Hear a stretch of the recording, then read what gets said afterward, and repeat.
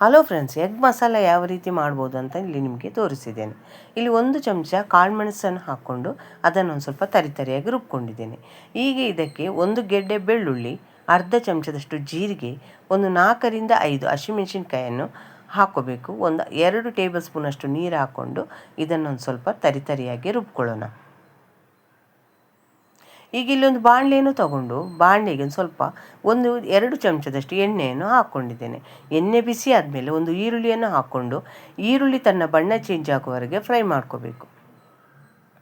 ಈರುಳ್ಳಿ ಬಣ್ಣ ಚೇಂಜ್ ಆದಮೇಲೆ ಇಲ್ಲಿ ನಾನು ಫ್ರೈ ಮಾಡಿಟ್ಟಿರುವಂಥ ಕಾಳು ಮೆಣಸಿನ ಪೇಸ್ಟನ್ನು ಇಲ್ಲಿ ಹಾಕ್ಕೊತಿದ್ದೇನೆ.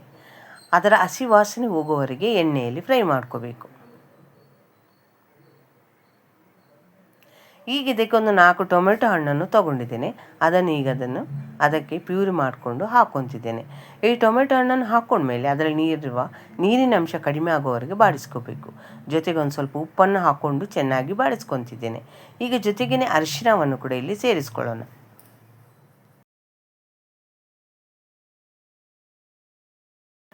ಈಗ ಇದಕ್ಕೆ 1 ಚಮಚ ಅಚ್ಕಾರದ ಪುಡಿಯನ್ನು ಕೂಡ ನಾನು ಸೇರಿಸ್ಕೊಂಡಿದ್ದೇನೆ. ಯಾಕಂದರೆ ಎಗ್ ಮಸಾಲ ಸ್ವಲ್ಪ ಸ್ಪೈಸಿಯಾಗಿರಲಿ ಅಂತ 1 ಚಮಚದಷ್ಟು ಅಚ್ಕಾರದ ಪುಡಿಯನ್ನು ಸೇರಿಸ್ಕೊಂಡು ಎಣ್ಣೆಯಲ್ಲಿ ಚೆನ್ನಾಗಿ ಫ್ರೈ ಮಾಡ್ಕೊತಿದ್ದೇನೆ.